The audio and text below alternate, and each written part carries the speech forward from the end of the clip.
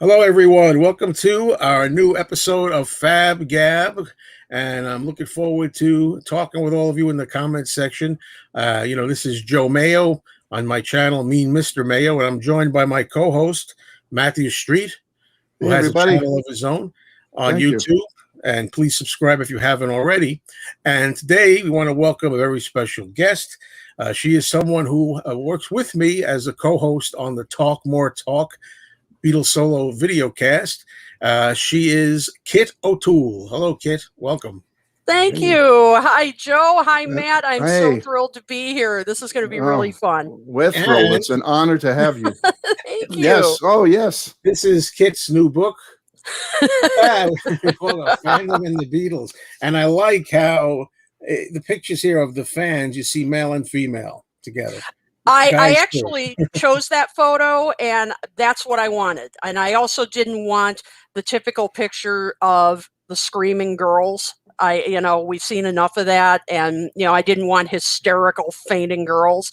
I wanted it to be men and women because that's what this book is about. It's about all the fans, everybody. So I'm glad you picked up on that. Yes, everybody loves the Beatles. So exactly, not just one. Exactly. Okay. Let's see. So, and can I say one thing? Please do. She's also the great writer at Beatle Fan Magazine. Everybody, check out Kit's writings at Beatle Fan. They're fabulous. Thank you so much, Matt. And actually, coming up, and I think it's the June issue. I wrote an article I'm very proud of that is about Motown and the Beatles and all the connections between the two. So I'm really, I worked really hard on that. I'm looking forward to that running. So be on the lookout for that in the future. And, awesome. I love Motown. And as I always bring up, I'm a Supremes fan, especially. You bet. Yep. They were huge. I mean, they were the number one, and they didn't start out that way. I mean, it's amazing when you think about it. They were known when they, first joined, and they, until they teamed up with Howland Dozier Holland, the great songwriting team, they were known as the no-hit Supremes. They just could not get a hit. And until they were teamed with them, then of course they were the number one group of that Motown, but amazing. But yep. Love them too. The female Beatles for me in terms of hits. Singing. Mm-hmm. Oh, my absolutely. God. I think it was 13 number one hits. Yeah. Amazing. Something else. Listen, Kate, could you tell people out there who might be interested in acquiring your book, how they might be able to go about it? You bet. Just go to Amazon or Barnes & Noble. I know it's there as well. And you can also go to Oxford University Press's website. They have it as well. But probably easiest just to go to Amazon or Barnes & Noble. And be sure to get the paperback version. There's a hardcover version that's over $100. Don't do it. Don't do it. It's not worth it. Wow. that's really for libraries and things like that. Gotcha, you won't miss anything in the paper. It's on Kindle as well. Well, unless you're a doctor or a lawyer or an auto mechanic, then you can get it. Then by all means, splurge. But otherwise, we'll try to cover that again at the end too. Just remind us. Yeah, absolutely. All right, so folks, we're here today to do another impossible task. I can't wait till we get into the solo Beatles albums because then I want to do the same shtick, right, Matt? Every time, exactly. Saying, this is nearly impossible. I love every song on here. How can we do this? Exactly. It's the truth when it comes to Beatles albums. Yeah, we can't. How do you rank perfection? And this one's the pinnacle of their creative perfection, in my opinion. And it was released in June of 1967. There's different opinions on this album lately. I'll just discuss a little of that before we get started. I mean, this was always hailed as the number one, I call it pop rock, covering both angles, album of all time. And a lot of times now it's like, no, it's not number one on the list anymore. It's almost like, well, let's change it up a bit. Now they put Revolver ahead. My feelings on Pepper are, it's never been a favorite of mine. It's not in my top favorites. I love the album, like all the Beatle albums. But for me, I think it's a little lesser than some of my main favorites. Although I think it deserves number one of all time status just because of how innovative it was for the time and how it changed everything and influenced so many people. for that reason alone, I think it deserves the high spot. What do you think, Kit? Yeah, I mean, I actually, I mean, to be honest, Revolver has always been my favorite Beatle album, but this is a very important album. I mean, this was, first of all, it provides, you know, as we know, a, you know, snapshot of the Summer of Love. I mean, absolutely. Secondly, hi, Day Tripper. Also, it really, this is, you know, rock music is art. I mean, it really is. I mean, this is, you know, really a statement of that the album could be a work of art, you know, no longer just a bunch of singles. You know, this was definitely their artistic statement. You know, so I think it's really, and there are, of course, wonderful songs. I mean, no question, as we're going to talk about. But this is definitely, you know, it may not be everybody's favorite Beatles album, but it's definitely a very, very important one in music and in their career. Matthew, what do you think? No, I just think, although like Kit said, it's not my favorite Beatles album. Mine's in the Rubber Soul Revolver area, but it's their finest achievement, in my opinion. It's probably, it could be arguably their best ever, all in all. The influence it had on others, it's been copied, it's been emulated, but never duplicated or never equaled. And I mean, just everything about it, with the gatefold and lyrics on the cover, and the insert was different, and it was so colorful and musically diverse, lyrically, musically. It changed everything: music, culture, pop culture. It's may not be my favorite Beatles album, but like Kit said, it deserves to be recognized in high order for sure. It is in many ways their masterpiece. Let's face it, in a lot of ways, right? All right, so Sgt. Pepper's Lonely Hearts Club Band has 13 tracks on it. I'm not counting the little bit of nonsense at the end, the inner groove. Oh, that's my number one. Someone asked me that earlier. Said, "Are you guys going to rank the inner groove?" I should have mentioned that. Yeah, you know, I could do without it. Quite frankly, I prefer the album ending a day in the life, and that's it with that last chord, and don't need that little bit of gibberish at the end. Yeah, you know, it's okay to have it. It was a rarity for a while here in the States because we didn't get it here, you know, in the States. Right. Exactly. So, yeah. So 13 tracks. What we're going to do is we're going to start with our least favorite, because I think it's fair to say none of us dislike any of the tracks or hate they're any favorites. They are favorites. Yeah. Unless, well, you tell me. I don't know. I'm speaking for Matt, maybe not for Kit. I like every track on here, so it's least favorite to most favorite for me. And let's absolutely find out. All right. So with number 13 first, I'm going to start with you, Kit. What do you have for number 13 as the least favorite? Okay, I hate to do this, but You'll be saying that a lot. Already. I hate to do it. I know I'm probably going to get some blowback back there, but out there, but Within You, Without You, to be honest. Now, before people say out there, you know, you just hate. Oh, Tom, come on, Sergeant Pepper's, come on. You know, this isn't a case of that I don't like his Indian compositions, because I love You Too. From Revolver. That one I really like. Within You, Without You is, I just don't find it as musically interesting as Love You Too. I think I like the lyrics better on that. I love, you know, the speeding up at the end, the raga. Within You, Without You, just I don't find it as interesting. Both lyrically and musically. It just, to me, it's just kind of exactly. It's Matthew Smith. Thank you. That's exactly what I'm saying. You're waiting for it to go somewhere. That's kind of how I feel. It has to go. He says, I love it, but it has to go somewhere. It has to go somewhere. Exactly. Right. Thank you. Yeah. Yes, I'm sorry. I didn't mean to misquote you there, Matt. Yes. You were waiting for it. It has to go somewhere. And that's kind of how I felt. And so I just wanted to clarify that in saying that. So that I exactly, it kind of drags on. So that, much as I hate to say it because I love George, that's my least favorite. All right. So next up, how about you, Matt? What do you want me to go next? Okay. Well, I'm going to get blowback for this one. I know, and it's a shame because I love this song. When my kids were little, my dad was turning this age in 1994. And this 27 years ago. And I still remember my two little kids who are now in their 30s singing this song to him. I love this song. It's Paul's love of dance hall music, the old style music. He wrote it for his dad. I love it.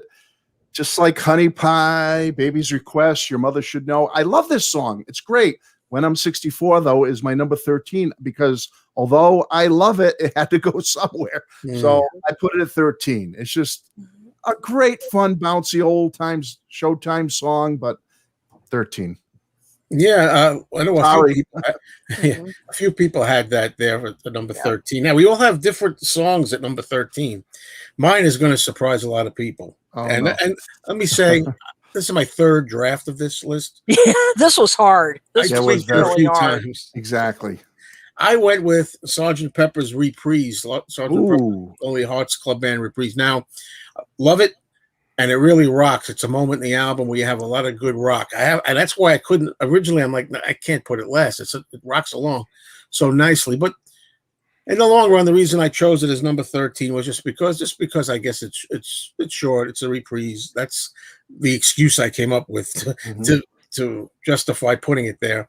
So for me, Sgt. Pepper's Lonely Hearts Club Band reprise or reprise, however you like to say it, number 13. And let's see if I can get some comments here. I had this one up before again. Now that we started this odyssey, what are people's thoughts here?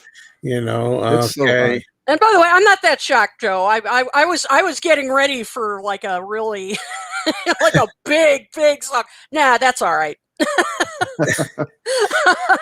Good morning. Breakfast commercial, anyone? Right. I see a lot of people. That's a common one. Within You, Without You for Douglas. Hudson puts Lovely Rita at number 13. Okay, let's move on now to number 12. This time, Matt, I'll start with you. All right. Well, someone just mentioned breakfast cereal, and I love my breakfast cereal. So I just remember this one, seeing it. Good Morning is my number 12, by the way. But I remember watching an episode of The Monkees when I was a little kid. Does anyone else remember this? And they were woken up in the morning to this song, Good Morning, Good Morning. Do you remember that episode? Oh, yeah. I forgot about that. I remember being a little kid and thinking that was so cool that because I liked The Monkees when I was a kid. And it's funny. It's funny you should say that. Mickey Dolenz says he was in the studio, I think, when they were recording Good Morning, Good Morning. I think that's what they were doing when Mickey Dolenz was in the studio, if I'm not mistaken. So I have really cool memories of the song, being on The Monkees, and I love the song. It's a great song. I mean, didn't they have Sounds Incorporated who opened for them at Shea Stadium on the brass on this? I think track, so. Which is pretty cool to think that they had that affinity with Sounds Incorporated, that they brought them back to provide the brass for this song. And it's just great sound effects. It's so innovative. And I think Paul does the guitar solo on it, which is so cool that Paul does a lot of guitar on this album, which I love. I love Paul's guitar playing. So I put it at number 12, although I love the song. I think it's a great song. Okay. I'll go with you next, Kit. What do you have for number 12? Okay, well, Matt and I were pretty close with this one. When I'm 64, I actually did a presentation on this song a few years ago about its connection to British Music Hall, and it was a lot of fun to do, I am fascinated with that connection. But so I don't know if part of it's maybe a little bit of the fatigue factor. Also, I've never liked, I admit, the effect they had on Paul's voice where they sped it up a little bit to make him sound younger. I kind of wish they hadn't done that. I mean, I get what he was trying to do, but I just have never cared for that effect on his voice. Otherwise, it's a cute song. I love that it's a tribute to his father. I love that it's a song that, it's amazing, how young he was when he wrote that song. I mean, it's really astounding. But I guess I would say, for just the probably fatigue factor, and that I have to put it somewhere. This is so hard. I decide put it at number 12. All right. Now let me surprise more people here. Number 12, I put Being for the Benefit of Mr. Kite. All right. It's never been really a favorite of mine from John. A lot of times people think, what if they had Strawberry Fields and Penny Lane on the album, which I've never been a fan of that. I'm fine with them as a single, those two Mhm. songs. But then I always wonder, well, what songs would I eliminate if you had to eliminate two? And I always say that one. What I like about it, though, if anything, is the fairground carnival atmosphere. That's what makes it to me. The song itself isn't much, just reading off the poster. All the celebrities, performers that are going to be on there. It's just never been a favorite. What I like about it most, though, is the carnival feeling of it, and all those swirls and loops that were kind of cut up and thrown up in the air, and then chopped back together to create that. Yeah. I like the effects on it more than anything. Okay, but it's not a favorite, so that's why I put it at number 12. And we're going to go back and look at some comments, I suppose. Sure.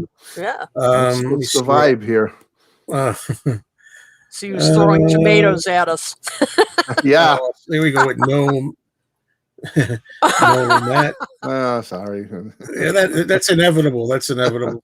Yeah. Well, let's see. What do we got here? 64, Mother's Request. What's Baby's Request, maybe. Baby's Request. Oh, yeah. I should know. Yeah. Could be my number one. He loves that style, Richard. Yeah. And I do. I love Yeah. that style too. I do too. It was tough. Okay, Day Tripper. That's what makes the world go round. Yep. That's okay. Disagreements here. Where are we at? Oh man, maybe I'm way back. Oh, Tom Hunyadi had the reprise at number 12. Yep. Mm-hmm. Matt is spot on when I'm 64. Oh, boy, I can't believe where I put that. Within You, Without You, some really good, cool arranging. But I feel George blended Eastern and Western sounds better on the Inner Light as well as Wonderwall. Yeah, I mean that's kind of how I felt that again. So people know that. Yeah, it's not that I don't like his approaches to Indian music. I just felt like he did it better elsewhere. That's pretty much it. Gotcha with that. Yeah. She's Leaving Home comes in here. Nice song, but a little too sedate. Oh wow, right. Interesting. Low showing for that one, I think. Yeah. Sgt. Pepper is the open. Oh, the reprise. The reprise, the connection piece to a masterpiece. Okay. Let's see. We have Fixing a Hole, number 12 there, Highway Blues, and BMX Seeker. You have to listen to the album as a whole. It is, yeah. Hate to cherry pick this album. Well, yeah, but otherwise there's no show. Yeah. But I mean it's true. This is an album that really does hang together. I totally get your point. But Sun Dodger 1, isn't the Sgt. Pepper LP one song? There's no banding on many of my copies. Yeah, that's true. Wow, a lot of comments. I just can't get them all in. Yeah, this is going to be some controversy here. Wow. Just got done re-listening to Sgt. Pepper. Every track is important to show that rock and roll needed to be taken seriously. Yes. Yep, Beatles upped the game. They most sure did. Indeedy do. All right. Peak.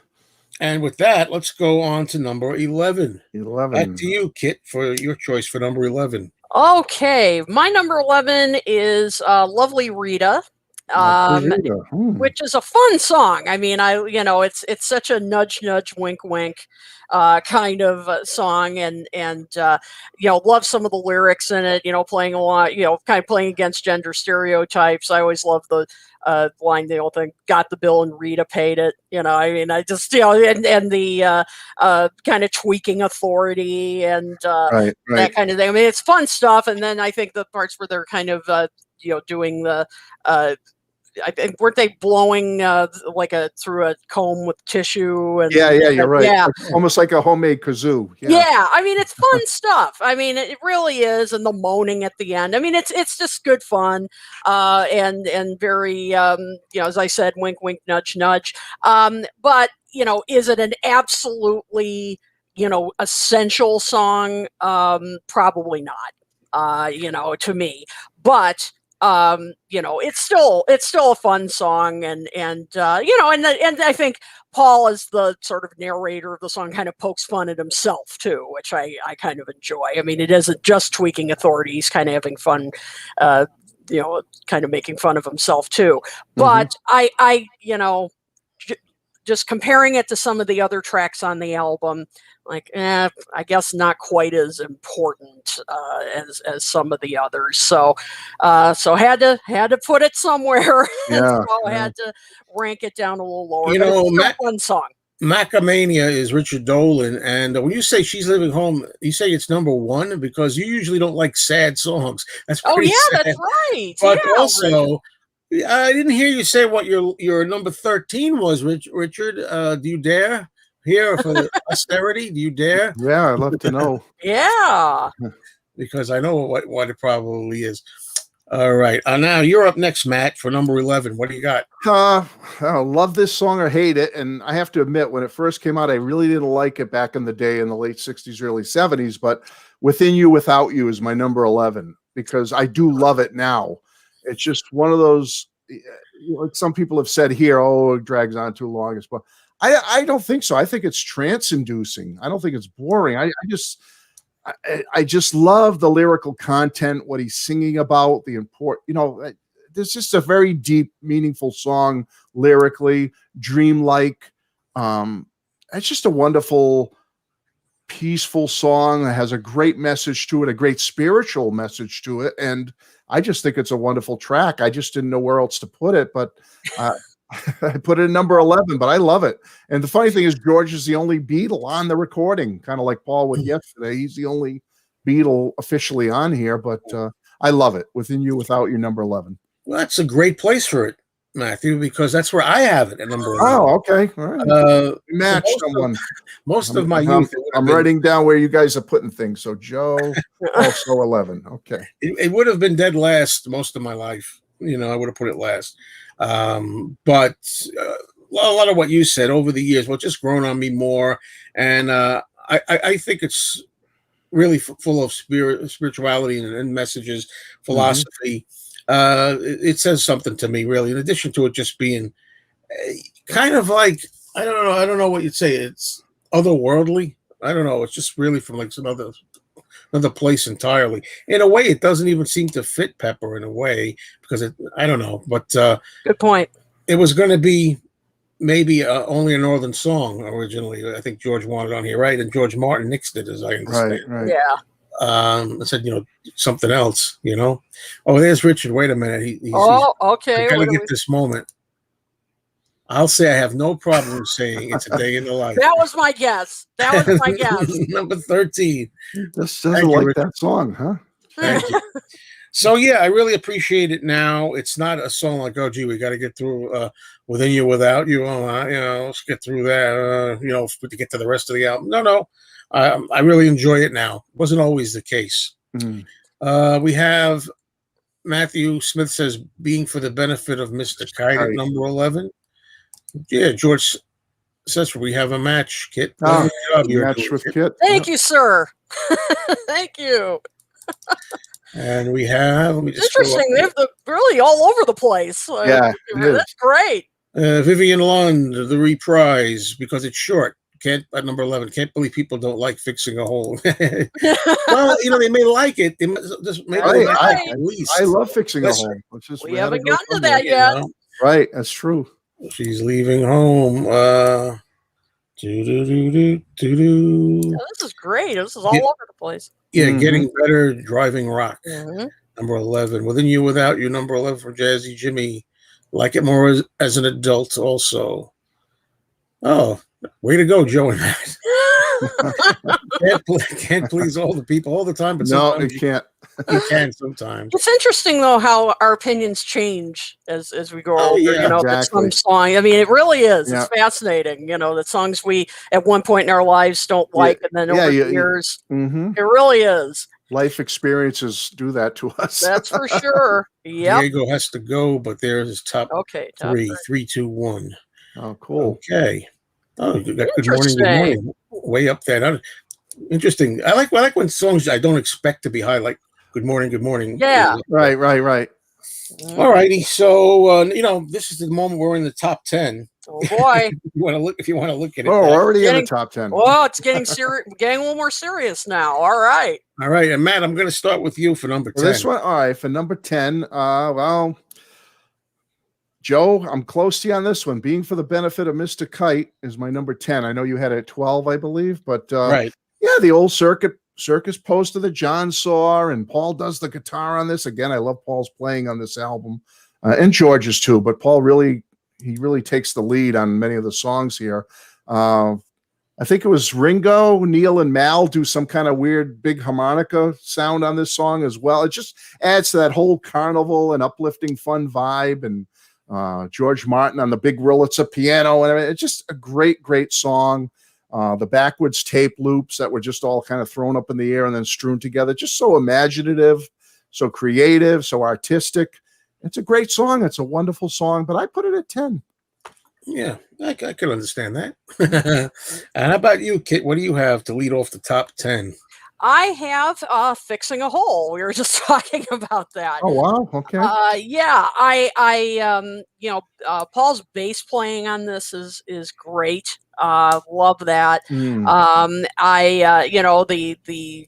lyrics are so interesting. I mean, I guess, it's really funny, when I found out, and I know we all know this, but, you tend to think in a way that this was inspired, you think, oh, it must have been a big acid trip or something. And, no, he really was fixing a hole in his house. No drug connotation to this song. Yeah. I mean, obviously, I'm sure that's part of it as well. But I mean, I love that was the inspiration, really what he was fixing a hole in this world. Right. I mean, that's great. But I think, it's still, boy, there are just so many great songs on here. It's hard to rank them, but,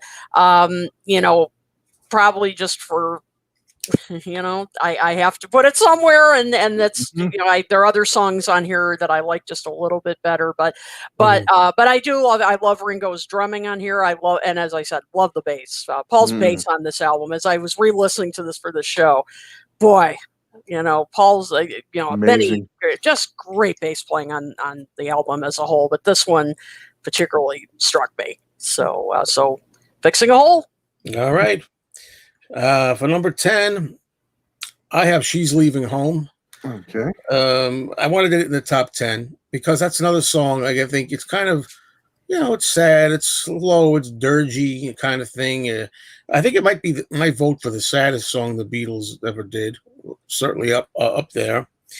But it is a real work of art, though.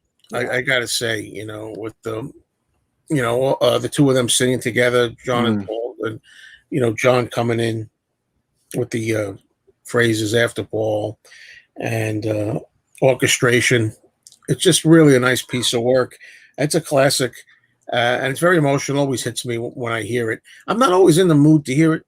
Yeah, not always, but I can't. I couldn't deny it when I was making my list. I couldn't say, well, put it dead last, or right. This is where I felt today, as I always say. Right now, at this moment, this is where I'll put it. So She's Leaving Home for me is number 10.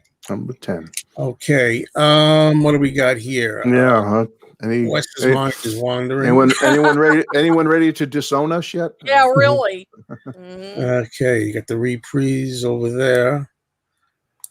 Let's see. What do we have here from Richard? I'm sorry. It takes a little bit of time to catch up here. Yeah. You know what that's like, Kit, right? Oh, tell me about it. Oh no! Sorry, Richard. Not today. Not today. I shattered your illusions. I'm sorry. Yeah, I'm on a roll with Jazzy Jimmy. Wow. Very good. Let's see what we got. When I'm 64, for Hudson and Hudson. Yeah. Oh man. Come on, man. And is that Andy or is that Tom? That might be Andy. That's probably his number one, right, Andy? She's Leaving Home. Andy, we're shattering some people's dreams today. By the way, a little surprise here. Andy Nichols should be on our next guest.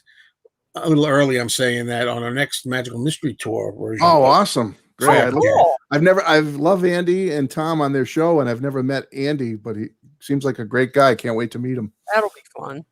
Hey, Oliver, my man.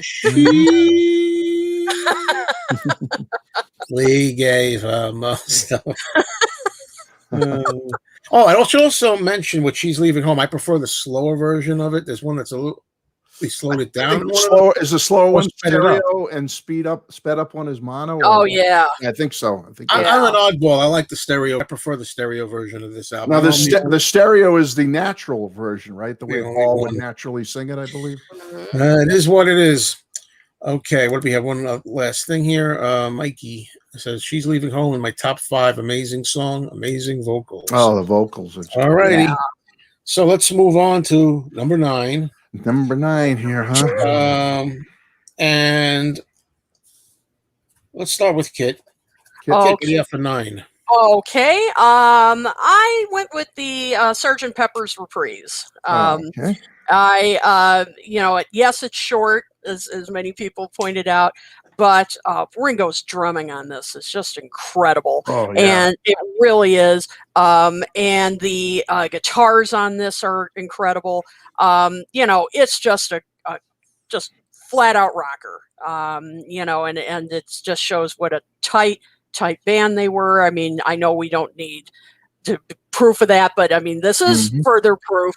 I've just always loved playing this, as well as many obviously tracks on this, but I've just always loved this just flat out rocker, great harmonies, even, and of course the way it goes from Good Morning, and then we'll get to that later, and or I'll get to that later, and and then just even hearing the count in. I mean, it's just get you pumping, get your heart going. Yep. Exactly, and just as I said, what a great, just a flat out rock and roll band that they really just show their stuff here. I mean, the rest of a lot of the album is very artistic, very complicated arrangements and techno. This is just great flat out rock and roll. So had to put it in the top 10, number 9.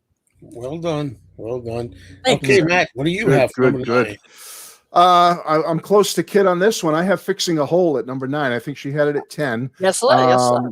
I love this song, and like Kit said, there's been a lot of talk about it being a turn-on song, but it really wasn't. From what I've read over the years, is that Paul said there really wasn't a drug connotation to the song. It was just basically, like Kit said, about repairing something or fixing the hole. Just such a great up-tempo song from Paul. He did it live in '93, I believe. And Joe, whenever I think of this song, I think of you, because I think Paul did this on his '93 Up Close show, which you were at up close. Yeah. First time I heard that one live.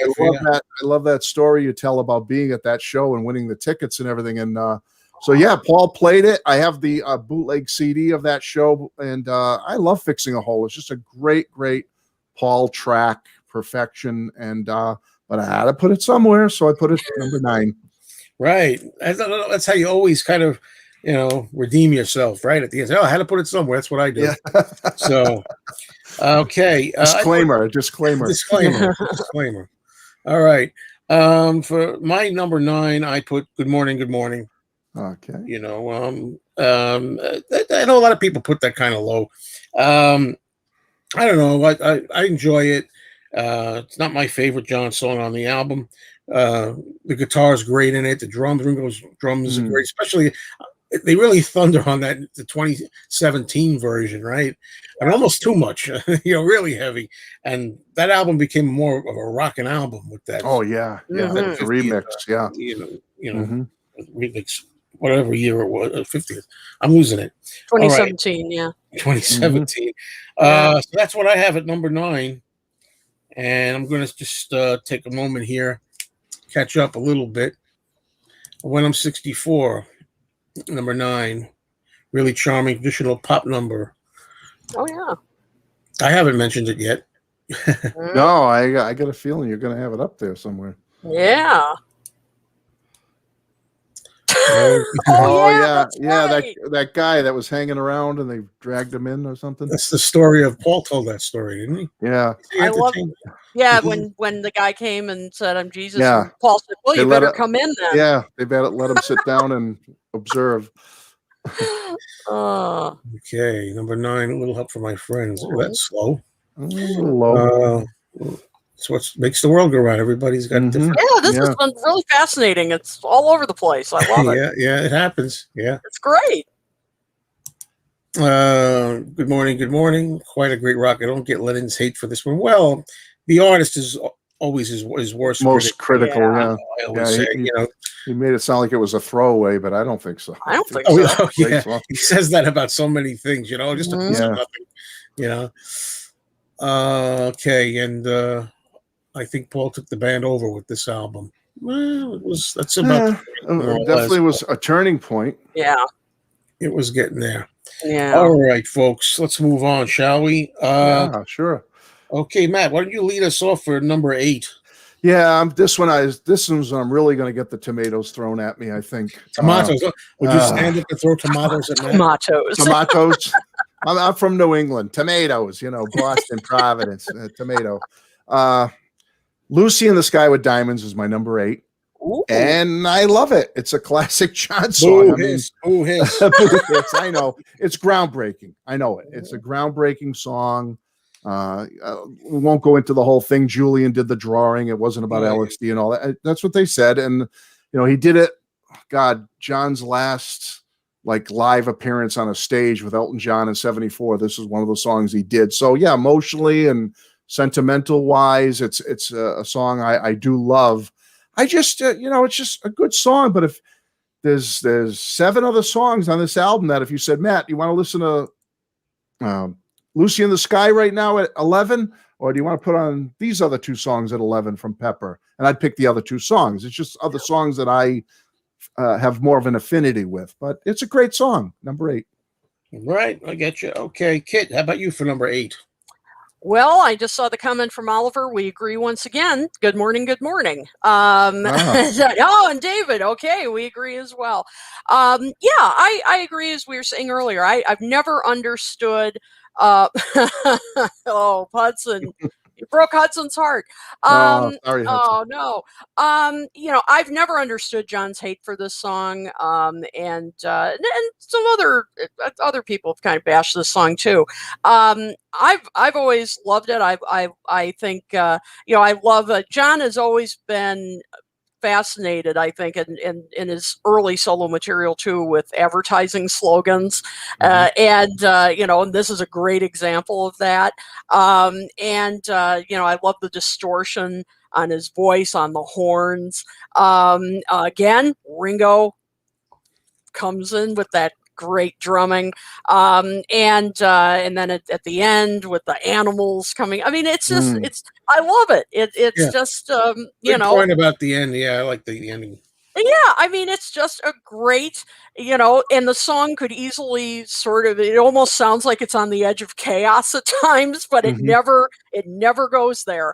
And I've just always had a great affection for this song. I've never understood the hate for it. So absolutely had to be top 10. So number 8. All right, very good.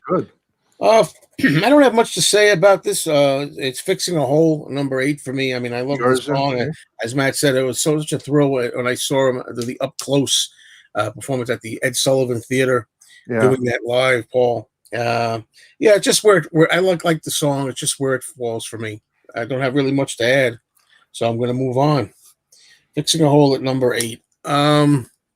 Okay, there we go. We got Matthew Turnage. Lovely Rita, number 8. Yeah, George does a good solo on Fixing a Hole for sure. Fixing a Hole. Definitely. Really brilliant melodic moves in this one. Well said. The reprise of Sgt. Pepper's. All right, yeah. What do we got here? I'm finding something, folks. Yeah, that's something that still stands out in my mind. The Good Morning mix for some reason. Maybe because I had to turn the bass way down in my car. I don't know, but I remember it was really, really thunderous. Yeah, drumming. It should be. Yeah, right. Okay, what we got? When I'm 64, made it up to number 8. Lovely Rita. Full Tilt Psychedelia, Close to Rock and Roll. We haven't heard from Andy. What's Andy doing around? Yeah. Number 8. And Tom, where are you, Tom? Yeah. Come on, Tom. Getting better. Getting better all the time. Sergeant Pepper Reprise rocks really well. Sure does. Oh, was this the last song of the session? I don't don't know. Not 100% sure of that. Yeah, I didn't look at the recording guide. Mhm. Yeah, I like Yes, the lyrics, Vivian. too. That's one of my favorite parts of the song. The Mhm. meaning behind it, the spirituality, the whole message. Mhm. Yeah, the Giles Martin mix. I think out of all the mixes so far, I think I like Pepper the best out of all Yeah. the redos that we've had. Yeah, there were agree. I some agree. really kind of revelatory moments for me on that remix. I mean, he Mhm. really, clarified some things on there. Absolutely. The least favorite to most favorite. Yes. That's what we're doing here. Okay. So now we're number 7. We're up to 7. And let's start with the Queen. I Right. haven't. Forgive We me. haven't said that yet. Queen Oh of all Beatles media. I know that. The Sun Queen. Oh, the Sun Queen. Yeah, that's sweet. I like that. I chose She's Leaving Home. We've talked about that a bit already. I love the storytelling on this, and as you said, very sad. But I love the dialogue between Paul and John. John taking the thank you, Hudson. John taking the parents' point of view. Paul speaking from the woman's point of view. I just it's just such a fascinating but sad story. The harp is just gorgeous on this. It's really such a moving track, and to me, it's I think just shows what an incredible lyricist Paul is, and his storytelling is just so compelling. So this is definitely one of the highlights for me on this album. Okay. Good Matt, pick. how about you for number 7? For my number 7 is the Sgt. Pepper's Lonely Hearts Club Band, the opener. A great opener, one of the best opening tracks you could have on an album in the rock era. It's just the heavy guitar. Well, first you got the audience, anticipation of what's going to happen, and the orchestra tuning. You know all that stuff. Oh, sure. That sets the stage. But then when that song kicks in with that heavy guitar and just the if you listen to it in stereo on a system with the moving sounds going back and forth and stuff, it's just such a cool track. And I'm a rocker guy. I love power pop and rock and roll, so I tend to lean towards those types of songs. And so for me, that opener is one of my favorites on this album. It grabs you, it holds on to you, and I love it. Number 7, the opening track, Sgt. Pepper. I couldn't have said it better myself, so I won't. Number 7 for me, Sgt. Pepper's Lonely Hearts Club. All right. All right. The opener. Number 7. Okay. Again, that's another one that rocks on the 2017 version. I mean, it really makes you know this is a rocking album at times. You can rock here. And it sets the mood, that wonderful little murmuring of the crowd, sitting around waiting for things to begin and all. It just really, really takes control right away. Love it. Great album opener. Number 7 for me as well. Oh, cool. All right, let me just fix that over here. Okay, I want to make sure I'm crossing off who started each one. Yeah, reading the control seat is really mind-boggling. I'm trying to the comments and everything. I can't really get my own. I don't know how you folks do that. I mean, that's to do away with talking stuff, trying to juggle everything. But anyway, let's go to highlight comments for the time being and see what we have here. Just some ideas. Okay, when I'm 64 at number 7. For Douglas, Lovely Rita for Vivian, such an unusual song. Sing it to our bus driver named Rita as kids. Okay. Thank you. Well, better late than never there, Anthony. Hey. Thanks for having a good time here with this. Oh, look at this. Within You Without You, number 7. Oh, that's a good Love the song. Never understood the dislike for it. Yeah. Well, that song's been all over the charts. Yeah, it's been everywhere. Yeah, this happens with these. It's amazing. Yeah, it's really amazing. Let's see. What is we got? Richard Dolan. Great pick, Kit. Thank you. Thank you, Richard. Okay, we're on the same page now. All right. But don't tell me you don't like. Don't tell me you don't like Chaos and Creation in the backyard because it's too sad, or you don't like. You don't like Right, Someday. You can't use that excuse anymore. I get it. It's funny how some songs they can work for us, even if we generally don't like a certain type. But and other times it can be number one. Right. Absolutely. Pretty amazing. Yeah. She's Leaving Home for Dell. Let's see. So let's see if we've got any comments. Fantastic tune. Wouldn't recommend it as a karaoke piece. You would or you wouldn't? Yeah, I don't think I would choose that. That'd be a little hard. Oh, so they missed a blood vessel. Oh my! Wow, Mr. Blood Vessel. Yes, I have heard that story. Yeah. Oh my goodness. Yep, I have heard that. Yep. All right. Well, we're kind of like up to date there. All right. All right. So now we're at number 6. And Matt, we're back to you to start for number 6. All right. Well, I'm going with the counterpart because they're kind of similar songs to me. Sgt. Pepper's Reprise is my number 6. The Kit mentioned it earlier about the drums, or Joe did. One of you mentioned the drums, the drumming, heavy rocker. You got what I like is John, Paul, and George all singing lead together on this track. Yes. It's so cool to have the three of them on a heavy rock and roll song that really kicks butt. I won't say ASS. I'll keep it nice. That's kicks butt. Always a fave of mine. There's no horns on it. You got all of them on the lead vocals, and it's just a heavy tune. I've loved it since I was a little kid, and the reprise gets a little nudge higher than the opener. I know it's short and sweet, a minute 20 or whatever, but it is heavy Beatles, and I love it. Wow, I'm surprised you didn't freak out more when I opened up at 13 with it. I didn't want to. Yeah, I was a little bit bummed because you had it at 13, but I said we're all different. We're all different. So. I love you. I still love you. Oh, yeah, you kept a poker face there, Matt. Oh, yeah, I know. I was very stoic. I just, poker face, Matt. All right, Kit, you're up for number 6. All right, I chose Getting Better. Getting Better. Getting Better. Great. This is another great Paul and John back and forth kind of track. I know a lot's been said about that, the whole, their personalities matching, and then, and that can be true, but it's just, I first of all, it's just a great rocker, and I love how they, work in the sitar in the middle, so they kind of mix in the two. They've got a great rock sound to it, but then they have the Middle Eastern, and of course Paul has played this song live, so it this would have been if Beatles had ever toured behind this album. This is a great rocker live as well. I just have always enjoyed this.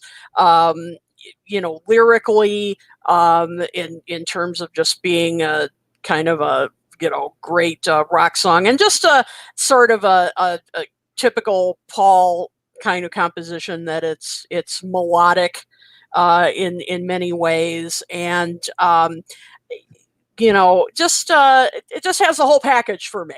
And I've just it's always been one of my favorites as well. Not the top, but I've always thought it was a standout on the album, and guitars, drums, everything. I mean, they're just on their game as they are on this whole album. So so Getting Better. Well, sometimes it's an advantage to go last because I don't have to say anything because Kit just said it all, and I like it that way. Oh no, you gotta. I can concentrate more on what I'm doing here with the comments and everything. Yeah. Getting Better is number 6 for me. Your as well. 6. Okay. All right. On that one. All right. It's so strongly said. I want to answer this question. Maybe we all can. Which reprise do you like better, the mono or the stereo? Very different. That's a good question. I'll go first only because I recently did it. I was down and I have a new subwoofer I just bought, and I was listening to the 217 mix on my stereo with the new subwoofer. And boy, when Ringo hits that bass drum, you know, it just was knocking stuff off the shelves. Not literally, I'm just making it up. But you know, Right. Be careful. So I love that. Cool. I love that stereo version. It just, the 2017 remix in stereo, that's my favorite right now. That's the one I was preparing for the show. I love it.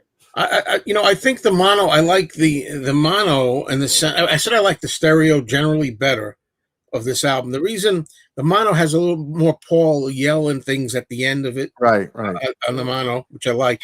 But the one problem I have with the mono version is startup. There's this kind of like tape thing or something. You could hear it go when he turned. I don't know if that's intentional or accidental. But it was lovely. You could hear them like go to the tape, start up like the loop, and I hate that about it. It sounds amateurish. That's one thing I can't stand about it. Yeah, and as far as I go, I'm sure again tomatoes will be thrown at me, but I tend to be a stereo gal, and I'm not talking about the fake stereo mixes, those bad ones, and but no, I like stereo and mono ones. I always say for me it depends on the song. Yeah, so I tend to gravitate toward the stereo, but yeah, that 2017. That remix, I mean that's kind of the go-to for me now too, is absolutely. Wasn't that the 2017 the mono version but mixed into stereo or something like that? Was it? I don't know. It's been a little while since I've heard that version. Like, let us know about this, because I thought it was something to the effect that they used the mono. I don't know how they do the mono mix, but yet make stereo out of it or something like that. Yeah, I'll have to go back and listen to that. I honestly don't know. But that was a good question. Yeah. Gary Sundodger won. Okay, let's see now. I want to just get some comments. Yeah, what we got here? That was number 6, correct? Yeah. Yeah, I think John would have loved to have written this. Interesting. Yeah. Sgt. Pepper is leading at the start with drums and bass and lead guitar. One of the best album openers ever. No question. I concur. There you go. We're getting on the same page now. Okay. I've redeemed myself. I'm seeing the sky with diamonds, number 6, Lennon masterpiece. It is. I had it at 8, but it's a masterpiece. Yeah, there's a good support for Mr. Kite. Mono definitely for Woodland Goblin. Oh, he likes the mono. Okay. Yeah. Okay, Jazzy Jimmy, we just lost it. We had it right on the two of us. The song made Ringo a star. A great question and answer song. All right. Reprise 2017 stereo. Yeah, that's a gold standard. So that very sloppy, the mono at the beginning. Yeah. Yeah, Giles uses the mono mix as a guide. Oh, okay. Right. Okay. Oh, yeah. Oh, here we go. Okay, thank you. I didn't know how to word it right, but I will go back and listen to that. All righty. So, you know what this means? Oh, boy. Top 5. Now we're really talking. It's on now. It's on now, fellas. Let's go. All right. So let's go to Kit to start out the top 5. Put the pressure on. Woo. Okay, all right. Kit, what do you got? Okay. Number 5, Being for the Benefit of Mr. Kite. Okay. Yep. Wow, you had that way up there. Yeah, I just think this is first of all, just a great song, but secondly, I mean, technically, also, I mean, such a masterpiece with those tape loops. I mean, I just love the story. This is a case too of kudos to George Martin. I mean, that he, that John could come up to him and say, "I want to smell the sawdust." Yeah. And George said, "Yeah, I totally get what you're saying." Yeah. And you do. Yeah. And talk about a carnival atmosphere. I mean, wow, did he pull that off? I mean, that it with those tape loops, and as you mentioned, Matt, earlier, throwing them up in the air. Yeah. I mean, he did it. I mean, that is exactly what a carnival sounds like, that chaotic soundscape. Yeah. I mean, incredible. And I mean, yes, the lyrics are basically from that poster. But it just works. And it fits the album theme perfectly. I mean, you know, from the cover with the vibrant colors. I mean, this is it. It's just a masterpiece. Great vocal from John. It's just one of my favorite tracks off the album. It's just you know, lyrically, technically, everything. Just one of my favorites. Nice. Okay, you're up next, Matthew. What do you got for number 5? Number 5 is She's Leaving Home, which I absolutely adore. It's a classic ballad from Paul. I mean, you both nailed it earlier at number 7 and number 10. See, I'm keeping track. Excellent story that could be a movie. You could make it into a movie. It's so well written and so visual. You know, you can just picture it being a movie. John's vocals, the backing strings, I love it. It's just a beautiful favorite of mine since I was very young. I've just always loved the atmosphere of this song, and I knew I was going to rank it pretty high, so it came in at number 5 for me. She's Leaving Home. David Jackson says this is the first Beatles album that Capitol didn't butcher and make their own albums. Well, right after this, I defend Capitol. They went on and set the standard for the next album, Magical Mystery Tour. Right. Making it the go-to album in the canon. Right. They put out together their so-called butcher or compilation album. So I'm always defending Capitol. Yeah, me too. Shot in there. You guys and Bruce Spicer. Yeah. Well, we won't go into that, but we're gonna do a show. We're gonna do a show one day on that. We should. We grew up on those. We grew up on them. Oh, I did too. I mean, that was all you could get. Yeah. Okay, so I'm going to do my number 5 now. Yeah. What do you got? Everybody listening? All of you McCartney fans listening to this? You know, people that sometimes bash Paul for his granny music quotes and everything like that. I got this way up to number 5. Here it is. When I'm 64, I have it. Wow. Talk about a turnaround. Kit had that at 12, and I had it at 13. Wow. I just think I'm surprised. Yeah, I'm surprised in a way too, because I'm always nailing Paul. Like, even though I tease him at time, with honey pie, and you're gonna do that kind of stuff, and you gave me the answer and all that. Sometimes I kind of like. I have to say though, he does it well. And it shows how talented he is. He did this at such a young age that he actually was thinking of a song like this. And, it's a brilliant classic. It's catchy. It's cute. It's a nice sentiment about older age from a young person's perspective.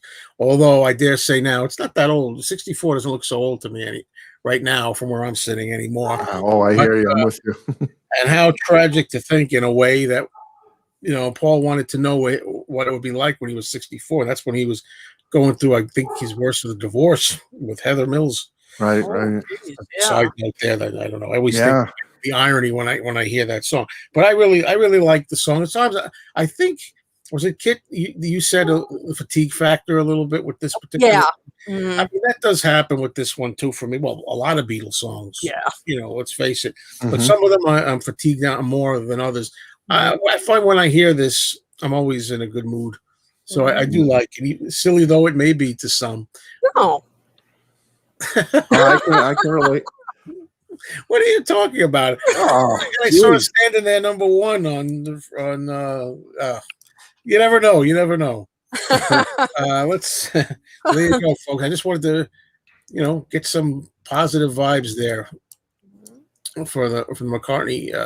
Group. Yeah, it's a great song. No, there's nothing. I mean, no question. Look at that. Good morning. The song cooks. Wow, number 5. Woo-wee. Oh, that's up there. Well, I'm glad the song's getting some love because I think that when you do these, especially with the Beatles as a group. I mean, a lot of songs, everything gets love some way. Yeah. Yes, I think that song's been unfairly trashed over the years. Mm-hmm. Yeah. Let's see. Getting Better. Vivian Lund. Mm-hmm. I agree. It is. It's a great song too. Okay, Hudson. Hudson on to talk about the Capitol album. The young guy defending the Capitol album. There you go. Lucy in the Sky with Diamonds. There you go.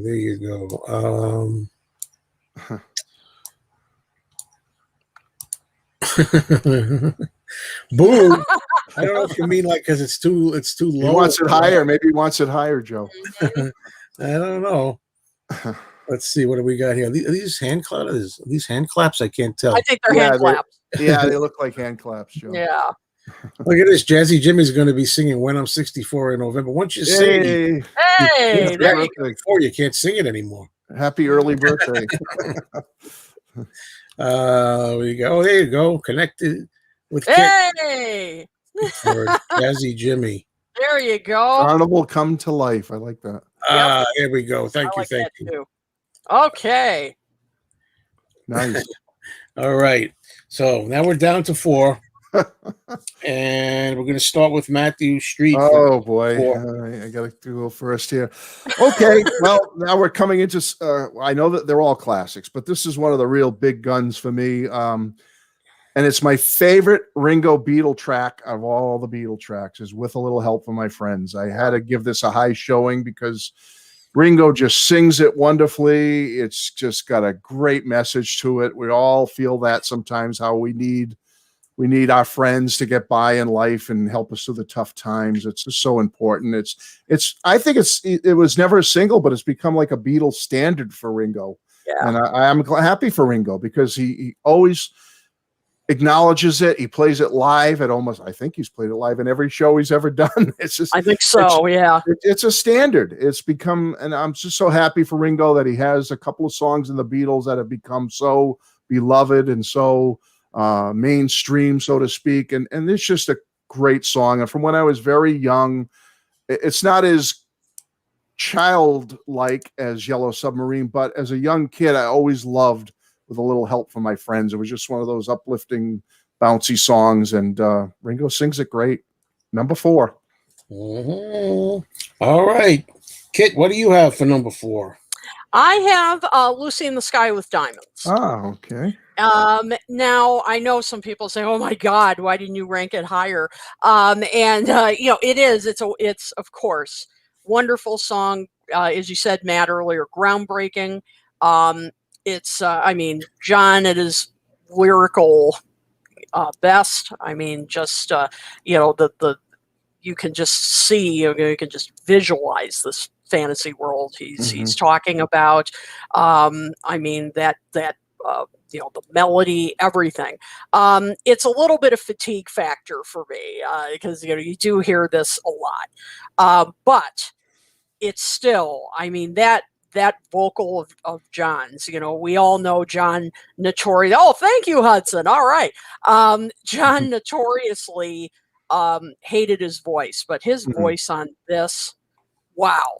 And it's just he nailed that dreamlike quality. I mean, it just sounds like he's floating, in the air. And again, you hear the drone, the sitar drone, and beautifully produced and arranged. This is art. This is rock as art. It really is in every sense. So this had to go in my top 5. That's the only reason it didn't rank a little bit higher is just fatigue factor. But other than that, what can you say? It's art. Perfect. Oh, right. Okay. Nice. I'm quite surprised that I picked this next song all the way up to number 4. Okay. But I did. I've always liked it. Lovely Rita. Interesting. Just a lot of so surprised. Snappy, fun, upbeat kind of song. I have a good time with it. I think you guys nailed it when you were talking. Well, Kit nailed it when she was talking about it earlier. I'm surprised in a way. Richard Dolan says, "Oh, the rest of the songs are going to be all John."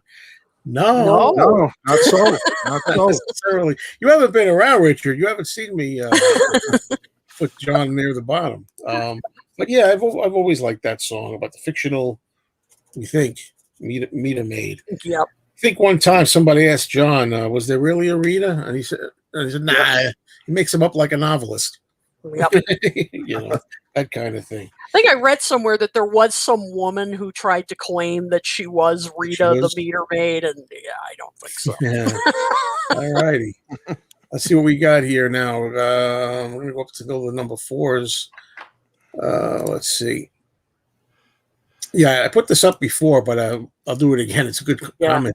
If he had his way, Marcus wouldn't have it on the album. 64. Getting Better at number 4. Yeah, great song. Great Lucy, showing. Little Fatigue Oliver, for we agree Oliver. again. Matthew Smith has My A Day in the man. Life. Oh, at interesting. Of course, the LSD is at number 4. Lucy in the Sky with Diamonds. Lovely Rita, number 4. Brilliant. Yeah. Brilliant. We got another Lucy at number 4. All right, Hudson, my man. Look at this. Marcus has She's Leaving Home all the way at number 4. Oh, we were close, Marcus. We were close. Yeah. Beautiful song. I love it. You got a partner there, Matthew. Hey, Steven. Yeah, I love it. Ringo nails it. Preferred the Joe Cocker version originally. Oh, that'd be weird to hear that one before the Beatles version. Yeah. I never used to like the Joe Cocker version at all when I was growing up. Now I do. I love it. Yeah. You know, it's interesting you said hearing the cover version before the Beatles. I think I heard the Sergio Mendes version before I heard the original, believe it or not. Oh, no kidding. Yeah, because my dad was a big Sergio Mendes fan, so I think still is, and he used to play a lot of their, probably on 8-track back in the 70s. And that was the first version I heard. That and probably Day Tripper. I think their version, Day Tripper, was the first I heard. I know Sergio did Fool on the Hill, a great version of Fool on the Hill. Great version, actually. Yeah, I like their versions of Beatles stuff. Yeah. There you go. You tell him, Marcus. You tell him. Okay. Oh, Stephen Schnee. Here I was wondering where he was. Oh, Stephen, haven't seen you yet. How you doing? What's up the wrong album, dude. He's got the wrong album. All right. Well, we're making amazing time somehow. I don't know how we're doing. We're doing good. We're very organized. You're very organized. Yeah. Number 3, we're up to now. Oh boy, this is it, guys. This is top 3. This is it. And I'm very happy with my top 3, and I like what I have. I do say so. All right, Kit, what do you have for number 3? Okay, I have, with a little help from my friends. I love this song. First of all, as you said, Matt, I mean, Ringo shines. This is his moment. The song fits him perfectly. In vocal range, personality. I also love the just the function this song plays on the album. He's sort of the MC, bringing him on stage. Also, just the meaning, as you said, behind the song. It's universal, right? As you said, we all need our friends. Also, just the arrangement, the backing vocals, it's the sing-along quality. It's just perfect. And as we've talked about, all the covers that have been done. I mean, that Joe Cocker cover is just amazing. But there have been a lot of people who have covered this. The fact that Ringo, as you mentioned, still does this in concert. Everybody sings along. It's just, it's become, as you said, Matt, a standard. I mean, it's almost like, it's part of the standards now. And this is a song that there is no fatigue factor for me. I still love it. It is just so well written. The arrangement, the vocals, everything is on point. I love it. Absolutely. Yep.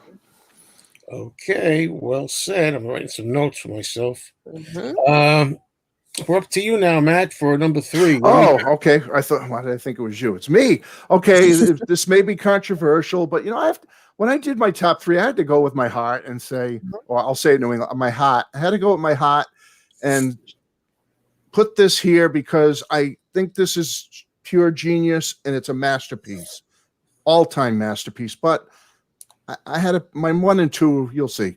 But anyway, A Day in the Life is my number 3. And I know that's a little controversial because most people would think it would be your 1 or your 2, but it's just a wonderful, beautiful song. The way Paul had his piece and John had his, and the way they melded it together, they did it so well in the early days frequently, but as they got into the later years, it was less and less we were seeing those really truly joint efforts where they would get together and come up with something that was so mind-blowing and so ahead of its time and just perfection. And they did it here with this song, I think. Just to make it into such a provocative song, when there's the car crash thing about it, and then there's he saw an article about the potholes and all this stuff, and then you got Paul's part about a day in his life, and then there's the little bit of a drug connotation to it. But the way they put it all together is just pure genius. It is one of the greatest Beatles songs of all time. I agree, but I had to go with my heart for my 1 and 2. So A Day in the Life is my 3. Now you're just helping to make Richard Dolan's day. That's good. Yeah, he called me up ahead of time. And Richard, you can send me the check later. You paid off. Oh my God! Thank you so much, Matt. Okay. Very good. No, you have to. That's what you have to do here. Well, that's what I want. When I first started doing these rankings, I said, "Oh, geez, go with what's the." I mean, it's probably the best song on the album, genius wise and creativity wise.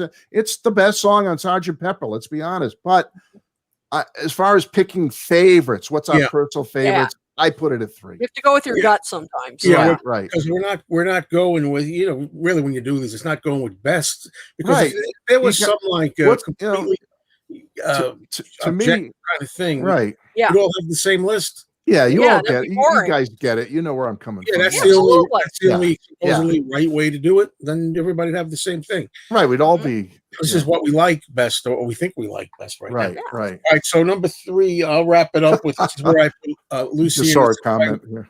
I'm sorry. I just saw a wacky comment here. Made me laugh. Sorry. Well, I gotta my eyes on. Lucy in the Sky with Diamonds fell at number 3 for me. Oh, okay. A masterpiece again. Yeah, I hear it a lot, even on regular radio around where I am. If they're going to play a Beatles song, they play that a lot for some reason. But it's just, but it's typical Lennon, trippy, acidy, the whole LSD thing. Even though, of course, that whole story that it's a coincidence that the letters have LSD. I still think it's cool though that works that way. And Paul did say, "Oh, we were trying to put some words in there like that." He said. So I love everything about it. It's again, I use that term otherworldly. You really feel like you're on some. I've never been on an acid trip, but I imagine that's the closest I've ever come. Let's see or maybe tomorrow, never knows. Take your pick. But I love the song. It's a John classic. Yep. Number 3 for me. No doubt. I can't argue with you. That's for sure. Let's see now if I can. Hey, look, here we go. LSD, psychedelia all around. That cluster chord at the end of the chorus. Mm-hmm. I'm just looking at some Richard. Yeah, I took a beating on that last one. Fixing a hole. Okay. Lucy in the Sky with Diamonds at number 3. The title track, number 3. That song, the song that got me into the Beatles. Wow. Oh, that's cool. Yeah, that's the thing. There's that one song that grabs you. Grabs you. Mm-hmm. Absolutely. Dell's got When I'm 64. Oh wow, boy, that song's been all over. It's been everywhere. Fascinating. Yeah. I love it. Mr. Kite. Don't forget the exclamation mark. No, you can't. You can't forget the exclamation mark. You're right. She's leaving home. Oh, that's been kind of all over the place too. Yeah. Hey, there's someone who's got Lovely Rita even higher than I have it. Wow, cool. Wow. And look at this. Good morning at number 3. Hey. Cereal commercial, and comes up with this. He takes a cereal commercial. Yeah, you're right. I forgot to mention George's guitar solo. Good point. That's great. You're right. That's a great solo. I usually say George doesn't shred, but I guess I'm wrong when you think a little bit. Yeah, that is. Yeah. Mm-hmm. There you go. Ethereal. Mm-hmm. It is. Lucy. You're right. Let's see. Oh, we have this here. The animals at the end. Hilarious. Prefer the mono version, the rooster clucking. It's never sounded awkward to me. The stereo version sounds like the record skipping. He says. Right. Perfect pop, getting better. Yes, I agree, Stephen. Yeah. Where can we go here? Vivian puts Lucy at number 3. Yep. Harmonies give her goosebumps. Yeah. Oh, you bet. I mean, it is incredible. You know, it's funny. I heard Elton John's first. I hadn't. Did you really? Wow. I didn't discover that album till I guess around 76 or 7 or something like that. Yeah. And I had already heard Elton John. I liked Elton John's better at first. I don't know what I was changed, and now I like the Beatles better. But, you know. Yeah. Where do we go? Just worked out that way. Got another Lucy vote here. And another Lucy. Kaleidoscope guys. Wow, we got so many. Yeah, that's a great term. Whatever. Kaleidoscope descriptor. Oh, they're just Mm-hmm.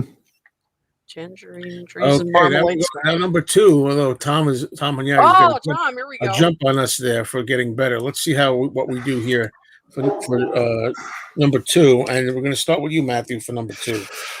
Well, like I said earlier, with my 3 pick a day in the life, which is genius, but I'm a rock and roll and power pop guy, and so I think back from when I was a very young boy up until now, and there's 2 songs that always float my boat big time on this album, and number 2 is one of them. Lovely Rita.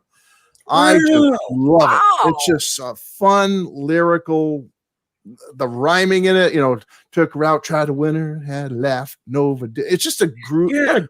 It's got such a good groove to it. It's like, was it Kit that mentioned, or you, Joe, mentioned jazzy?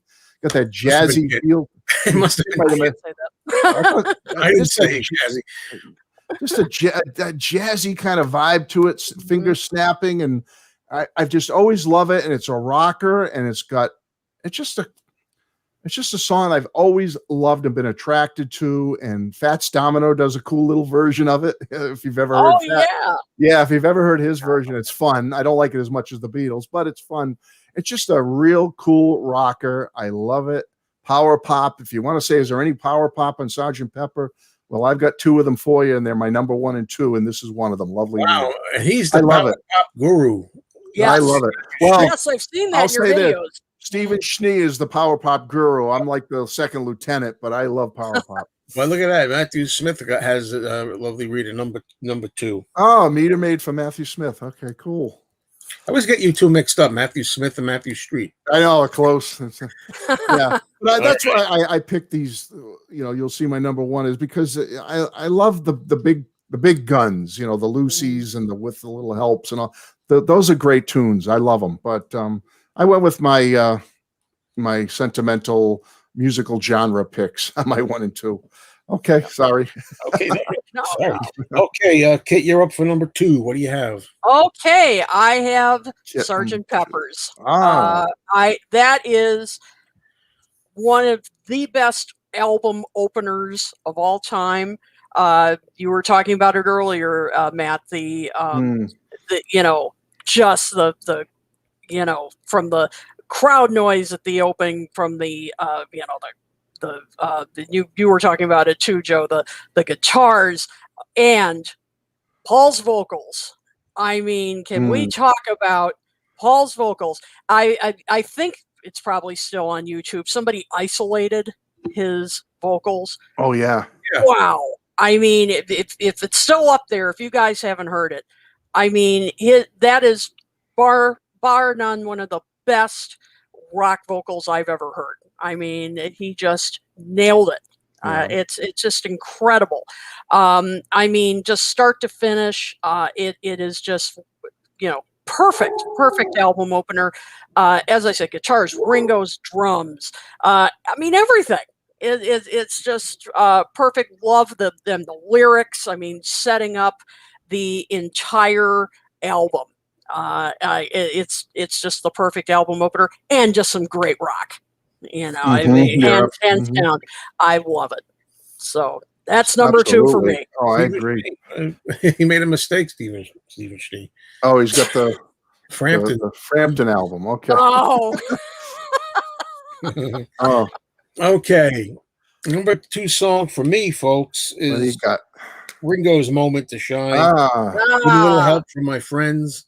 We were close. I love it. I don't really get tired of hearing that, but I love it the way it connects to Sgt. Pepper as well. I mean, you can't have one without the other, really, in a way. Love that bit, how it connects like that. Ringo comes on with the first real proper vocal. I mean, with a song, after Paul rocks out in the beginning. And it's my favorite Ringo song that he did with the Beatles, I think, if I'm going to pick my favorite. Yeah, me too. Yeah, it's my favorite Ringo song. And yeah, a little help from my friends. We all need help from our friends. And Ringo especially, that became kind of something that's a catchphrase for everything that he does. I mean, really, he's always relied it into a solo career. And still to this day, it fits him so perfectly. I mean, he sang it just as a song, really, at the time, really. Although even then he had his buddies with him. But now it just really fits. Who knew that it was going to go on to be literally the case?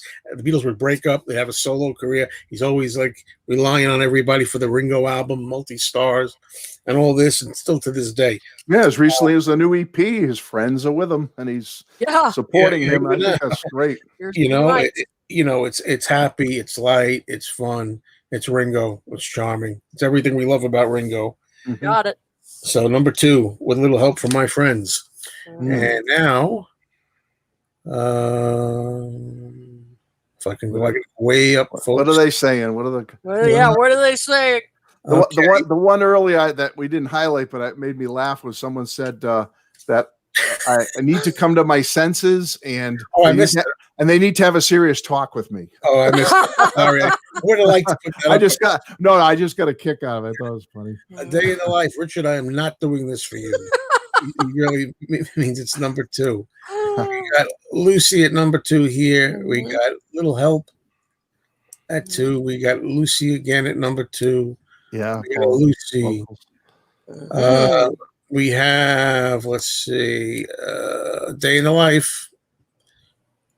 Brilliant. Absolutely. Getting better. Matthew Street is right on. Lovely Rita. Oh, thanks, Matthew. The Reprise, Sergeant Pepper. Oh. Really rocks. 2. Sarah has Mr. Kite. Oh, that's good. Showing. Kit had that pretty high. Yeah. And look at this. Hal 9000. She's Leaving Home. McCartney at his most sophisticated, flawless. The 1978 movie, at least once he'd like to mention. That version of the song is capital H horrible. Who did it in the? I was going to ask who. I don't remember who did it. I haven't seen that movie in so long. Yeah, I can't play that album all the way through. I know some of the versions. Yeah, I thought that girl who sang "Strawberry Fields" did a good job in that movie. That was a pretty version, but there you go. Jazzy Jimmy says, "Yeah, Matt, jazzy, groovy, lovely Rita, yeah, baby, it's a cool song." Matthew Smith. The Matthews are united. 3 of us, a little band together. Matthews stick together. We'll start a rock band, the Matthews. Yeah, John sings the counterpoint part in the chorus, makes her cry. Oh, yeah. Oh, it is. It's such, and as you said, Matt, that could be a movie. I agree. It's so well written. Yeah. Oh, wow, nice. Way up. Well, we all had it around the same. Yeah, Kit had that at 13, and Joe and I had it at 11. Yeah. Yeah. Wow. Sergeant Pepper's a masterpiece. Thank you, Steve. I'm with you, Kit. There you go. Hey, Jazzy. Kit. Look at that. Wow. Yeah. Oh, yeah. And of course, Jimi Hendrix covered it. Yeah. Of course. You nailed that one, Kit. Everyone loves that pick. All right. All right. So we're kind of like a little ahead of ourselves here, but there we go. And this is for you, Richard. All right. I was going to say, I think we're about to break Richard's heart. All right. Okay, let's start you off with number 1. Okay. Well, the suspense is kind of gone. So, but I think we can guess anyway. Yeah, I mean, Day in the Life.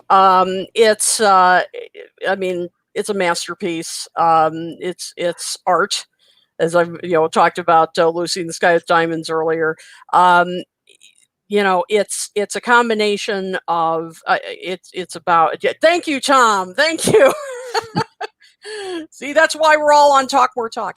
And it's just it has avant-garde elements to it. I mean, this to me is an example of the Beatles really challenging their audience. I mean, this was a band that not only was about rocking out, making you feel good, but they also were about challenging you and your boundaries, and making you, really,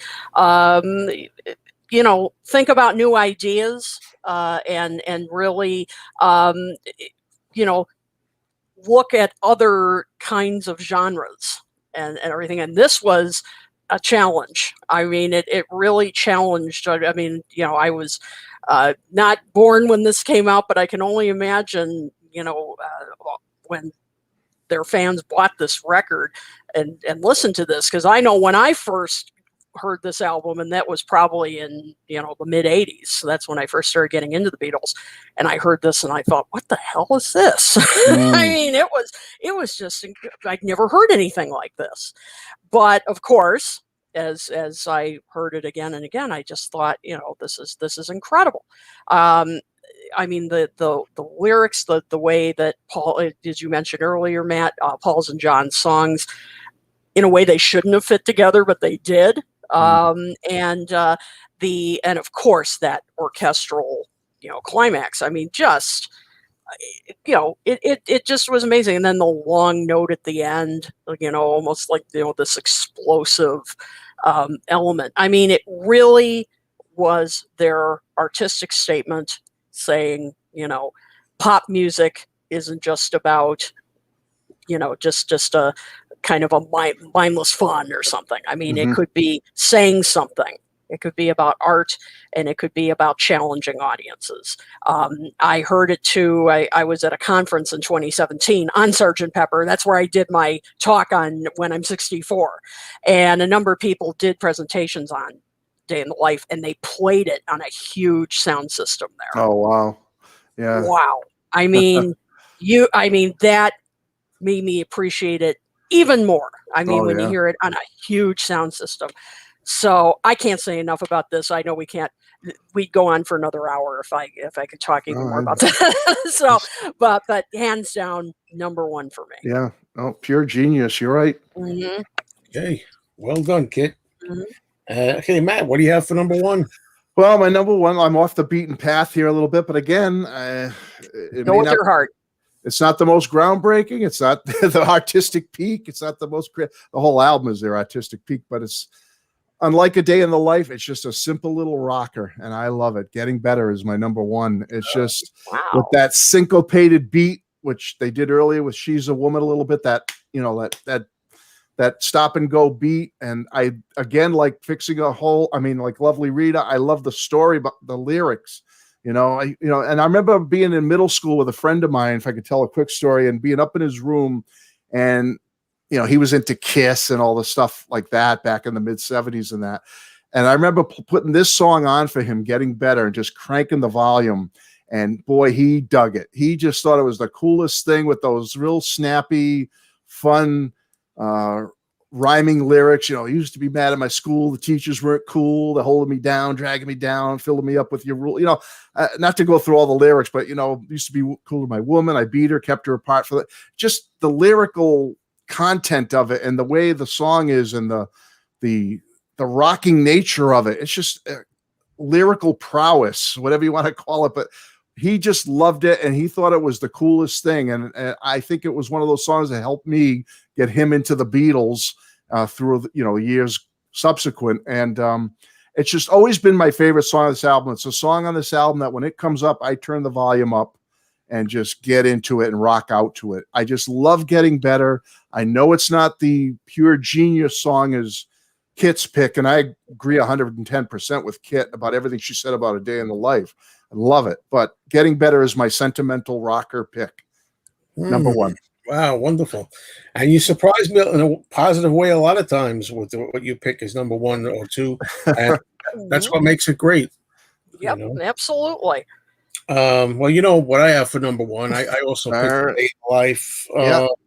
But there's not much to add. I'm coming up empty here. John and Paul doing what they do best. I mean, having two pieces and trying to make one song out of it, and it comes so so well together. The way you have the bit about first there's like kind of a almost like a dream going on, then Paul wakes up and work them back into the dream again. The end with that great orchestra sound, how you get that final chord there. It's much better than the they were going to go with the Oh, that sounded so stupid. Thank God they ditched that. good thing they didn't go with that. But this is like the quintessential Beatles song. I mean, some people think this is the best Beatles song of all time. I mean, it depends what you're looking for. I mean, you like the later, you like the earlier, right? But it's definitely one of the greatest for me too. And even Ringo's drumming. You know, I'm not a drummer, but I always hear drummers saying, you know, you would think the drumming is so easy or simple, but I've heard drummers say they can't do it quite like Ringo does on this track. It seems easy to me. It's understated, but I'm not a drummer. But apparently a lot of drummers have said, you know, try to match what Ringo's doing. They can't really do it in that. So I just think it's a wonderful song. It's a classic, one of the greatest things the Beatles ever did. And Tom's Vinyl Shack says it's the greatest song ever written by the greatest band of all time. A masterpiece that would inspire pop and rock for decades. Absolutely. Not to annoy Richard. Oh, you can Poor Rich. And I agree. It's definitely the masterpiece of the album. More so than my pick. Getting Better is not a masterpiece. No, but it doesn't matter. It doesn't have to be a right. Yeah. Right. Hey, like I said, even about the Pepper album itself, masterpiece by the Beatles, but it's not even in my top. May not be our favorite, right? You know, yeah, okay. For Sarah, either the opening of Sgt. Pepper or With a Little Help. Yeah, those. Yeah, I knew those would be. It had to be top 5, and then ended up being top 3. Yeah. Title track, number 1. We got 2 votes here. We got one from Zach. We got another one from Oliver. Wow. Getting Better. Hey, Del. Somebody agreed with me. The Inner Groove. In a Groove. That's my number 14. In a Groove. Yeah, exactly. And the dog whistle's number 15. There you go. I forgot about that. Okay. I'll never be able to hear that. My hearing shot as right. Oh, poor Richard. Oh man. Where you at, Richard? Everybody. Thank you, Mr. Macamania's rated. Oh, I don't think he's rated that high. Anyway, Fixing a Hole. Wow. It does have an interesting chord progression. That is a good point. Yeah, it does. Yeah, the fatigue factor. Yeah, sometimes it affects you. Some people really get annoyed when people use fatigue factor. Right. But hey, it is a factor. It is real. It can play a factor. Yep. This is just jokes, Stephen Schnee. This is just like fun jokes that we do back and forth. They all. I know they all love each other. So yeah, absolutely. Yeah, right. You're there. He definitely thought, "What the hell is this?" Yeah, well, and I did. I mean, when and actually, absolutely. You know, when you're, I was like, I don't know, 14, 15 when I started getting into the Beatles, probably just a tiny bit older than Hudson, actually. And yeah, I mean, when I heard Sgt. Pepper as a whole, I think when I first heard it, I didn't get it right away. I probably as a kid, I registered more with the early stuff. I mean, that stuff registered immediately. Actually, it was 8 Days a Week was the song that hooked me. That was the one. But yeah, that album, the Sgt. Pepper was one that I needed to sit with for a while before I really connected with it. And Day in the Life was definitely one that it wasn't immediately as a kid, like it just didn't register, but now I of course completely get it. But it's interesting how things can go find a couch to lie on. Yeah, nice. Hey, thank you, Matthew. There you go. You see, balance it out. Yeah. But it's fascinating. I mean, there hasn't been like a real consensus on this. Oh, let's see. Look at this. First listen at midnight, June 1st. Oh, okay. Yeah, that's when he first heard it, and he thought it was brilliant. Yeah, I could see that happening. Yep. Mhm. Day in the life, yeah.